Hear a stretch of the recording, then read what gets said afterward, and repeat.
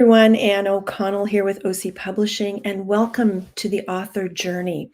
Today we have a very special guest. It is Rebecca Thomas, who's an award-winning Mi'kmaq poet. She's Halifax's former poet laureate from 2016 to 2018 and has been published in multiple journals and magazines. She coordinated the Halifax Slam Poetry team from 2014 to 2017. I want to learn more about that for sure. And she led them to 3 national competitions with the Canadian Festival of Spoken Word. Her first children's book, I'm Finding My Talk, was a Globe and Mail Top 100 pick of 2019, as well as a CBC Best Picture Book of 2019, and was nominated for both the 2019 Anne Connor Brimmer Award for Children's Literature and the 2019 Atlantic Publishers Marketing Association Best Atlantic Published Book Award, with companion title, I Lost My Talk. The book is a White Ravens 2020 selection chosen by the International Youth Library in Munich, Germany, and has been nominated for First Nations Communities Read 2020. Thomas's first adult collection of poetry, I Place You in the Fire, was a CBC Best Canadian Poetry Pick of 2020.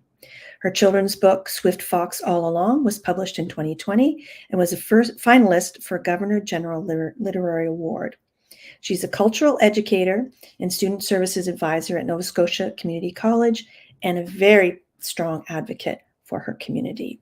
Please join me in welcoming Rebecca Thomas to the author journey. Hello, thank you for having me. Oh, it's just such a pleasure. And I will mention it's also October is Indigenous History Month. I think probably every month should be Indigenous History Month, but at least it's 1 month that, we all take a pause and take notice. And I'm very, very excited to have you on the show today. Thanks, Rebecca. Thank you. I mean, here in Nova Scotia, more specifically, it's Mi'kmaq History Month. October 1st is our treaty day. So when we reaffirm the signing of our treaties, and then that comes on the heels of the very somber Truth and Reconciliation Day, that's September 30th. So the end of September, beginning of October. And I think October 5th is National Day in recognition of missing and murdered Indigenous women. So October is a very big month when it comes to both being Mi'kmaq, but also the broader Indigenous community as a whole. And I wanted to, while I was introducing you, I meant to show these gorgeous books that you have written.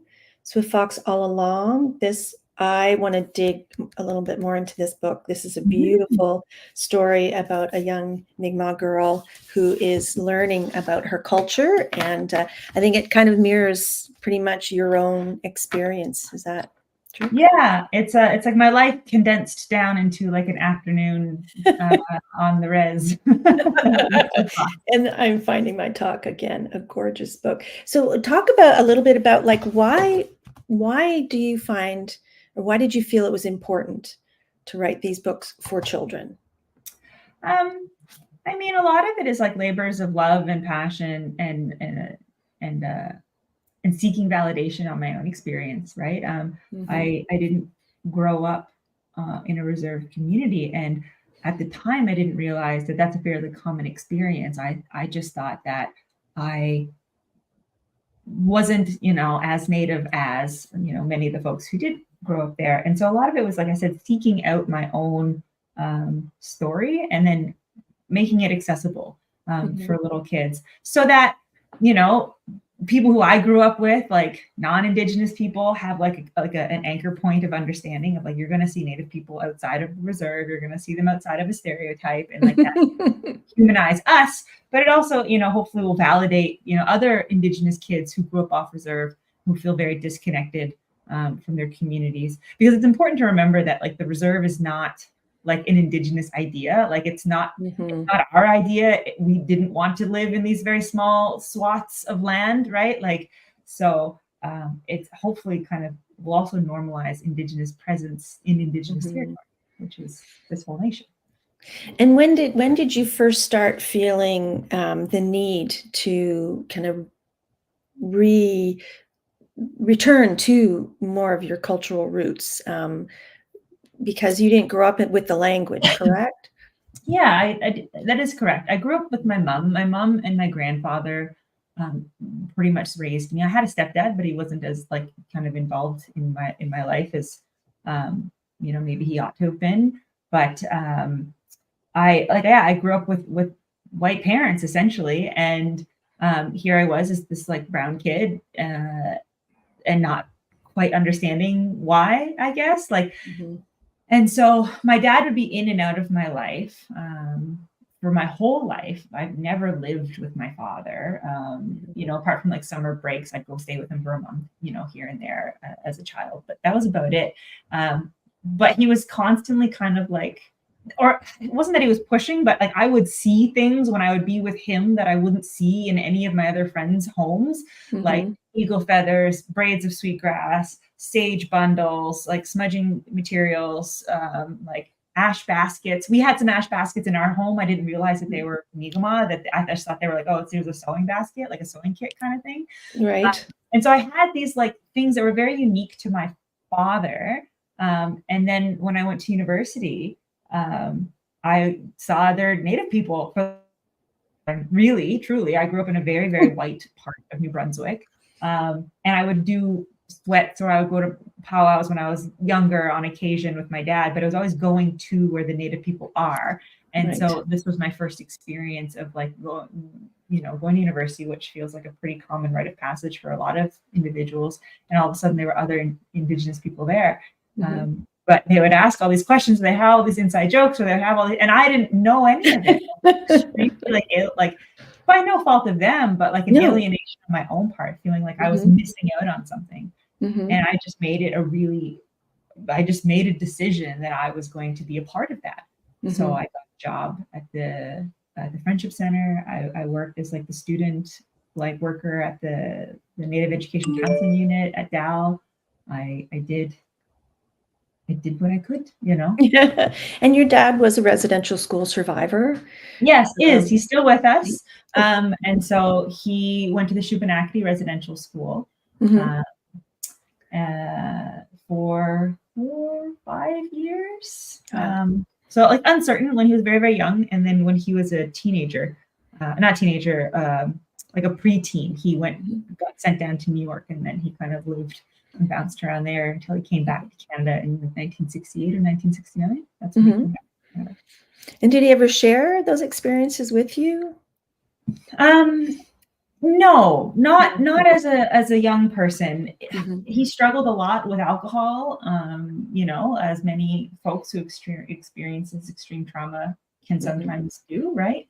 And it was only once he, was sober for a long period of time. I didn't know that he went to residential school at all until I was in my early 20s. And my dad said that I was reading Out of the Depths by Isabel Knockwood for my honor. It was either the beginning of my master's or it was the end of my honors. I can't remember what it was. He said he knew Isabel, and he said he met her at school. And that's when we talked about going to Shuby School. And that was a pretty big revelation for me in that experience. Yeah. Wow. And, there's certainly more attention being paid to that part of our history. But there's still so much that needs to be done, and a lot of healing. So talk a little bit about the theme of the story. You talked about smudging, but some people who are listening probably aren't aware of what that is. There we go. And how about, would you like to read a few pages from Swift Fox All Along? That maybe gives us a little flavor for it.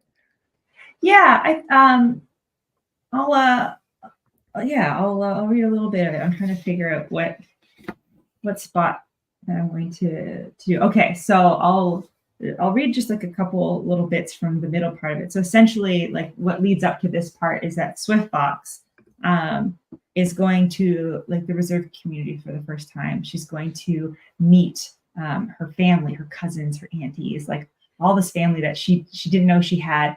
And so they go to smudge, and she kind of freezes up because she doesn't know what to do. And so she's quite anxious about it. And so she runs away because she's crying and she's embarrassed. And so she goes and she hides under the stoop of the front of the house, like kind of under the front deck. And so this is where we find her. She's there. She's upset. And so here we go. Swift Fox listens to the wind rustling the trees. the same kind of trees that are in the park she goes to with her dad. She notices a familiar smell drifting from the house. It's the bread her dad makes in the frying pan. Sometimes he puts raisins in it. He always serves it with butter and molasses. Swift Fox loves that bread. Swift Fox hears another car pulling up to the house. Mom, a boy says, I don't want to go inside. I don't know them. Come on, it's time to meet your cousins. The boy's mom walks up the stairs and into the house.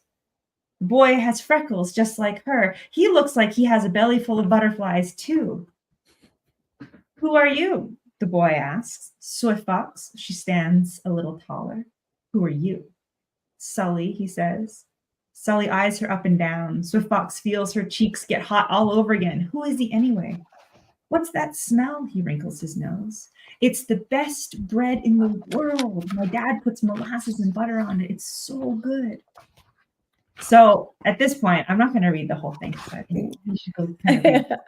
But it's this like, so she feels super disconnected, you know, as I did. But then when she goes to her family, there's these things that are familiar that she's always kind of been exposed to. And I had this wonderful chat with some beautiful Mi'kmaq women yesterday. We're doing a podcast, and we talked about this idea that, you know, Swift Fox all along, she's Mi'kmaq all along. Like I've always been Mi'kmaq, right? And I used to think that the more I learned, I could use each little bit as like a scale in my armor against people who would doubt me. So it's like, I know what Jigmakin is, right? Like, okay, great, another scale. I've heard Gojua before, another scale. Like I can say this, another scale, as though that was what was kind of protecting me against people who would really doubt who I was, or my own self-doubt, right? And so this idea that Swift Fox has been Swift Fox all along, she's always been Mi'kmaq, right? And it's this connection to who you are.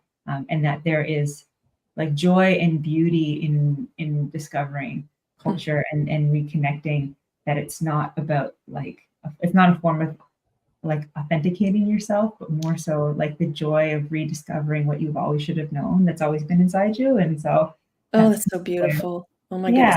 And these illustrations are gorgeous, just so everybody can kind of see. Talk a little bit about the illustrations. And also, I mean, when you were growing up as a kid, were there any storybooks that reflected who you were and your culture? Like, were there books that you could look at and say, ooh, you know, that person in that book is just like me? Well, the illustrations were done by Maya McGibbon, and they are an incredible author. They're an illustrator. They're an Indigenous illustrator. And that was something that was really important to me, that I wanted Indigenous illustrators. Like that would be my one like diva, like fun diva moment. Yes, non-negotiable. I love is it. That for a moment, I have a wee bit of like authority to lean on an organization or a publishing company or a press to say that if you want me on this book, if you were going to publish this book, you need to have an Indigenous illustrator, because we don't have a good representation of Indigenous people in publishing or in illustration. And so hopefully I'm able to continuously elevate people into these positions with my power. So Maya did a fantastic job. They sent me the proofs of what's their imagining of Swift Fox and who Swift Fox was. And to me, like it immediately, I was like, that's Swift Fox. Like there's the awesome. Book would not be the book without Maya's illustrations. They did. And where's Maya from?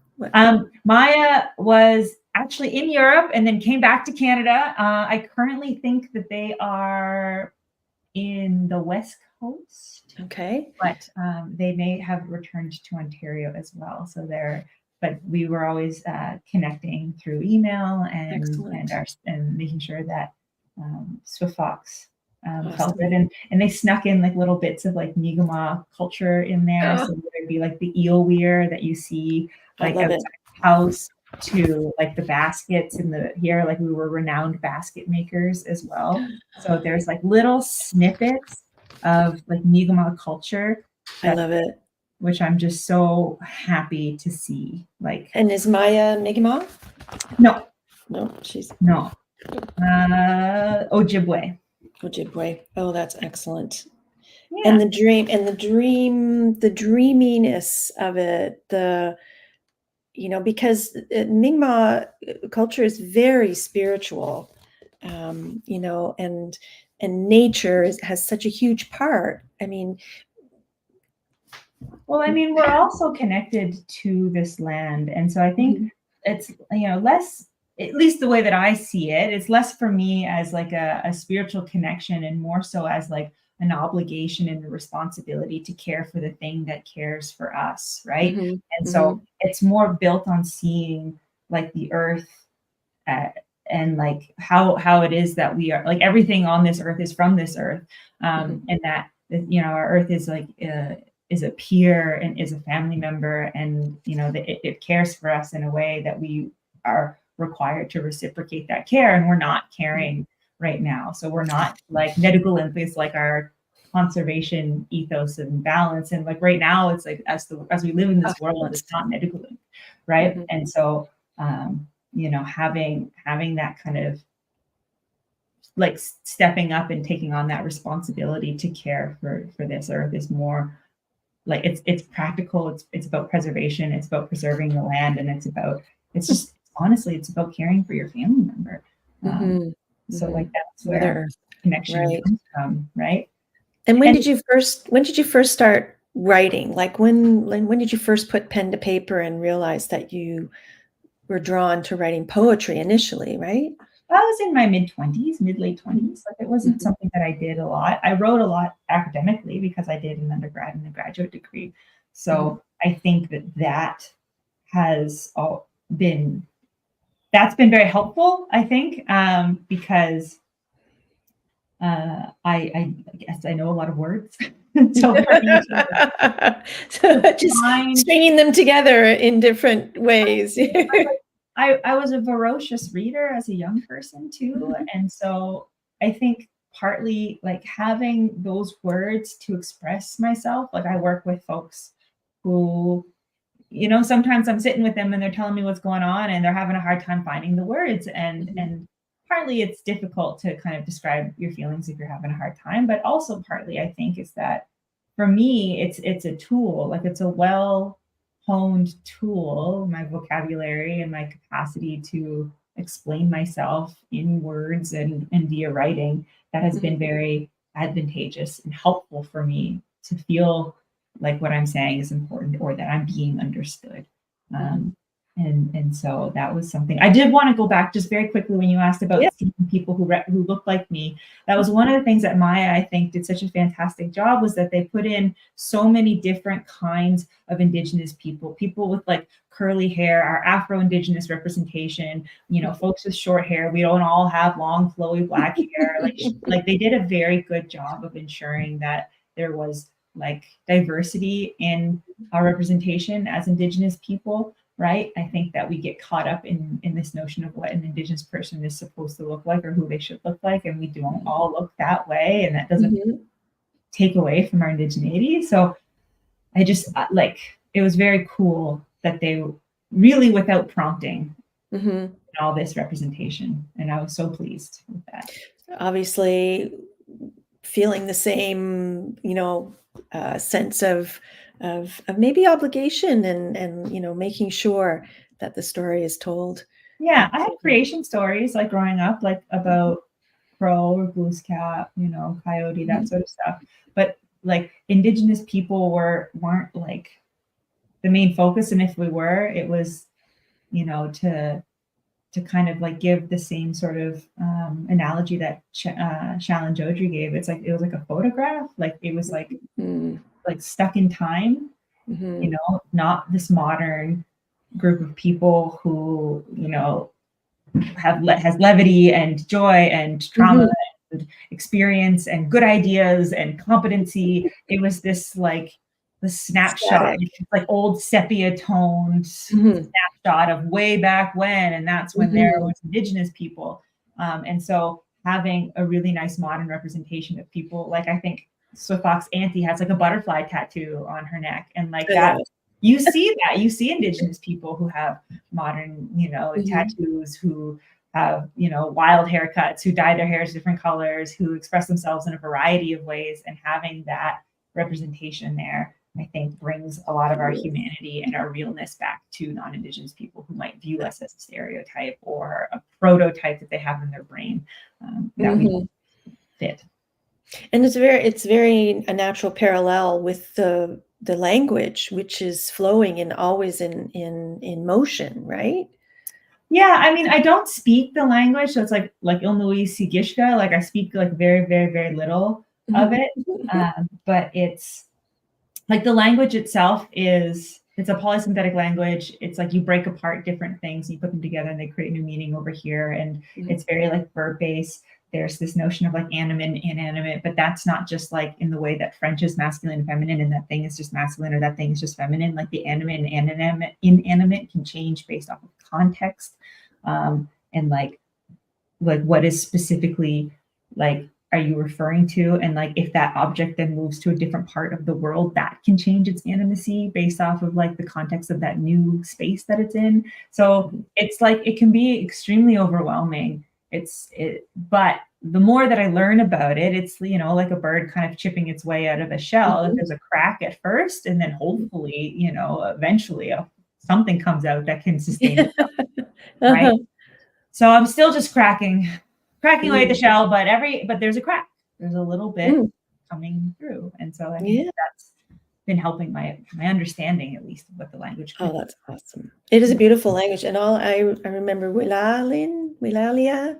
Yeah, so Wilalin is thank you from one to one. Walalia is like thank you on behalf of to one, and then Walaliach is one to many. Okay. But it can, like I said, it can change.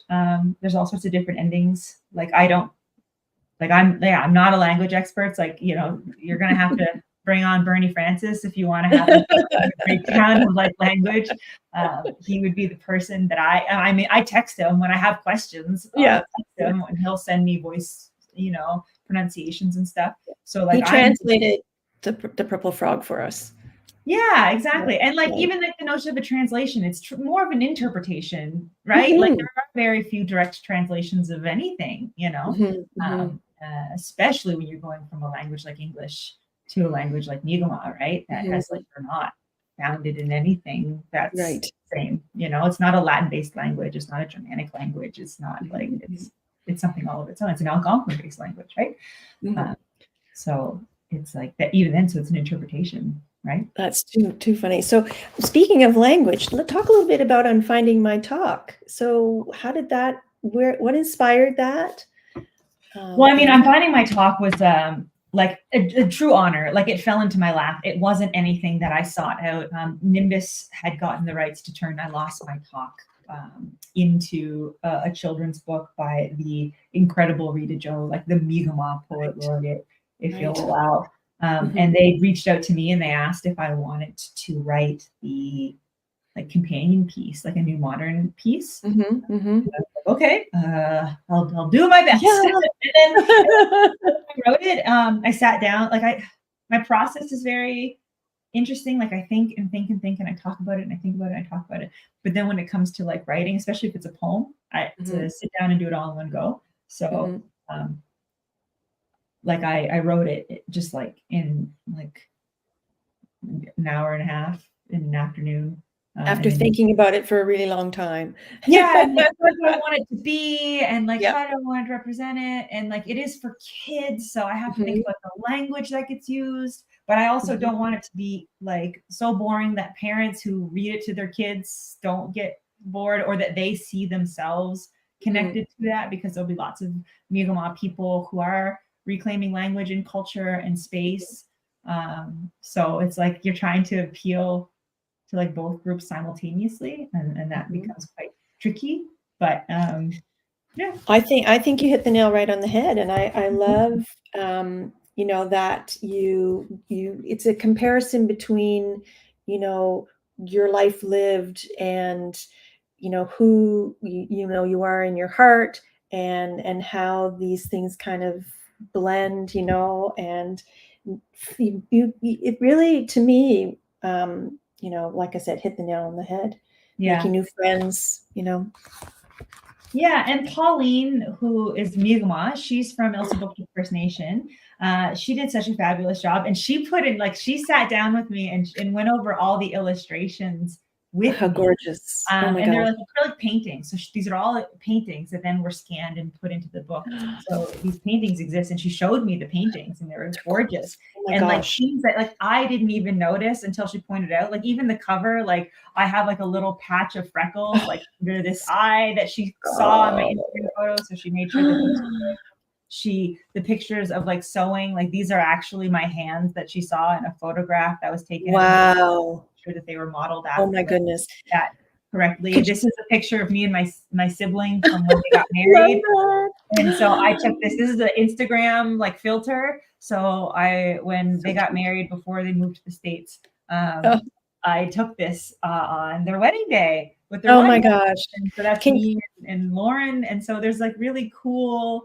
So beautiful. Yeah, so it's really cool to see like things. This is my father's ribbon shirt. So he married me and my husband, and so this is the ribbon Oh, shirt he wore when he officiated our wedding. that's So there's like a lot beautiful. of really beautiful like personal touches that like I was so overwhelmed by the care. Mm. And I'm And the wondering, attention. Can you read a few pages for us before we wrap up? yeah, I was trying to figure out. There's one thing. So this book actually it says like poems and stuff. That was my Oh, very first notebook oh, that I like filled with poetry that was in a picture that Pauline had seen. And so she wow. did such an incredible job, such an eye to detail. She was truly like she's Well, just you a wonderful. inspired her, obviously. I mean, she's a joy. She is a true light of a human being, like a true Oh. bright spot in like what feels like a sometimes very dark world. And so I And have to. Pauline is from here. She's local. She's from Elsipogtog First Nation, which is in New Okay. Brunswick. Oh, Yeah. wonderful, wonderful. And a very talented illustrator. I'll have to get in touch with her. I'm Yeah. always looking for good illustrators. She's a joy. I can't recommend her enough. Anyway, okay, I'll read the beginning part of it. Perfect. I'm Thank you. finding my talk, the one I never had, the one that the schools took away from my dad. I'm finding my talk one word at a time. Gwe, Walalan, Namultas. Sometimes they are very old, sometimes they rhyme. I'm finding my talk when I'm up on the stage, telling big stories or scribbling words on a page. I'm finding my talk. I'm meeting my family. I'm making new friends who choose to love me. So I won't read the rest of it, but I will say that this I worked with. Oh my goodness, why is their name escaping me? Gally. Oh my goodness. Anyway, composer, fabulous composer, a cellist, and they did a composition that with the Nova Scotia Orchestra. Symphony Orchestra. There we go. And so I did this with Holly Matheson, who was the conductor, who has always been very generous. I've worked with her on a couple of other projects as well. And so this got turned into an orchestral piece for kids. And I can't believe I forgot their name. Oh my goodness, I'm feeling terrible right now. They won a Nova Scotia Art Creative Award last year. Anyway, incredible composer, incredible cellist. Gally. Why is that thing? Anyway, I really encourage you to check out their work. They're really cool. And then that symphony orchestra piece is also available to view as well. Oh my goodness, that must have been such an incredible moment to feel part of that and to see that come about. I think that's amazing. Congratulations. Thank you. I mean, again, not a music person. I mean, like, don't let that guitar fool you. And so to work with people who see music in a way that I couldn't fathom, like it's like a fluent Mi'kmaq speaker. Like I couldn't even fathom having grown up with that kind of intimate knowledge of the language, and like to see people who have that intimate knowledge of music, to me it was like a superpower. And so when I work with composers, when I work with musicians who find inspiration in my words and turn something that is into something that is so incredibly like encompassing, because music you put on your headphones or you're standing there. I happen to be able to stand there in the midst of the orchestra and hear them play. It's like It's an Incredible. incredibly moving experience. And so Oh my goodness. always, That's always, incredible. Oh my yeah. goodness. We'll have to watch for that. So, Rebecca, just to wrap up, is there one final message or just an important thought that you'd like to leave folks with? It is a very important month, as you said earlier. Mm. What would you like people to pause and think on? I think that when we think about the dignity and the humanity of Indigenous peoples, that we are beyond the point of symbolism, that we need to be actually doing things, that there is enough content out there. We all carry around Google machines in our pockets, that there's no reason why somebody wouldn't know unless they had like the apathy or like the choosing not to seek out that information or read it when it's there. So I would say that to think about as individuals what parts we all play in this kind of broader landscape of reconciliation, and that what actions can be taken to ensure that we are seeking the best, not only for Indigenous peoples, but for all Canadians, because this way of take, endless production, endless capitalism, endless growth is not, it's not sustainable. And so when we're fighting for clean water, and when we're fighting for the betterment of land, and we're fighting for conservation, we're doing it for non-Indigenous people too, right? And I think that that's something that often gets forgotten. We're not doing it just for us. We're doing it for you and for everyone else, because even the greediest of men need water too, right? And so that's where I would leave that, is like to see our dignity and humanity, because we're all in this together, whether we like it or not. We are here.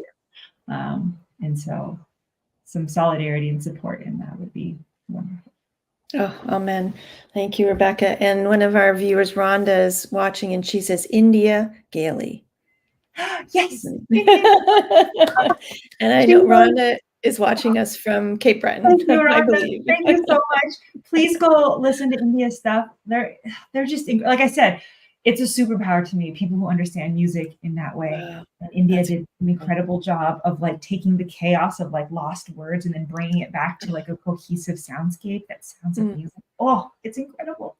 Anyway. And you are incredible, and quite a talent, and a beautiful writer, from your poetry to your children's books. And I thank you so much for joining us today, and look forward to hearing more from you as you continue, to spread the word. I've got a book coming out next year, so keep an eye. Yay! Okay, we'll have you back then. If Thank you'll you. come back. All right. Happy to come back. Excellent. Thank you so much.